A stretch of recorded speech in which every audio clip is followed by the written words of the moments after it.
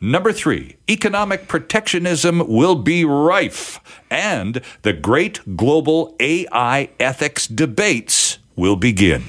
Yeah, so how will country-level policy and economic planning react to and adjust to automation at scale and deployment of technologies, artificial intelligence, such like, that fully robotize algorithmic human work? So this is about removing humans from tasks that can be done easily by machines. So something that's been happening all of our lifetimes, yes, and yet it now seems to be it seems to have changed gears, and it's happening at a greater speed. Because it can now do intellectual work. So, for example, JP Morgan rolled out a system called Coin. It was a couple of years ago, and Coin could actually process corporate agreements at scale, and it did. It was like 380,000 man hours of work in about 4 seconds. Wow. Yeah, because lawyers they follow rules, administrators they follow rules. Artificial intelligence can do all of it at scale. Right.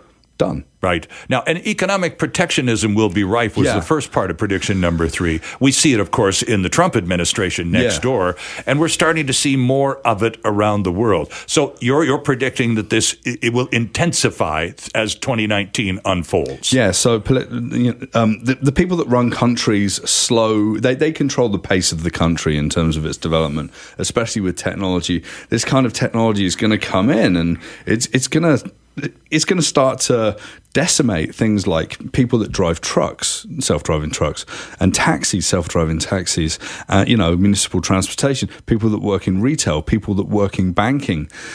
All of these jobs, they're quite a significant amount of jobs, are going to be affected. But I talk about a future which is about human and the machine. I truly believe that our wisdom and the way that we operate with our creativity and we can apply that to problems and situations is incredibly important. Now, what organizations need to do is actually choose to have a human as part of the solution.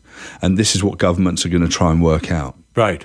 Now, we see, for example, on the consumer level, we see, for example, as something as simple as getting your groceries. Yes. Now they've reduced the number of live people in the store. Yes. They want you to go to one of those self-checkout machines. Mm-hmm. And now the technology is already at play in many supermarkets, especially in the States, where as you go along, you simply scan each item that you put into your basket. And by the time you get to the front to leave, it's already tallied up, and you scan your phone and it's done. Yeah, and you've even got stores like Amazon Go down in Seattle that have got cameras in the roof. They use RFID, pressure sensored shelves, and you can walk in, you can put whatever in your bag.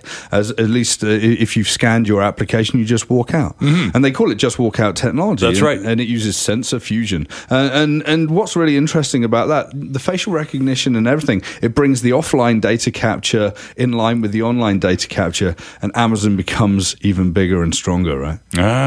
Well, you see, that's a lot of people would see that as the downside, but it's inevitable. The Amazon Go technology and people like Walmart and Microsoft are working together to roll out very similar technologies is going to completely revolutionize grocery shopping at scale and other kinds of shopping at scale as well. And those who simply resist, who refuse to go to a self-checkout, I'm gonna get my money and hand it over to a human being. They may keep a line in the supermarket open for you, but they're ignoring your protests. What quality conversations do you have with cashiers in supermarkets? Okay.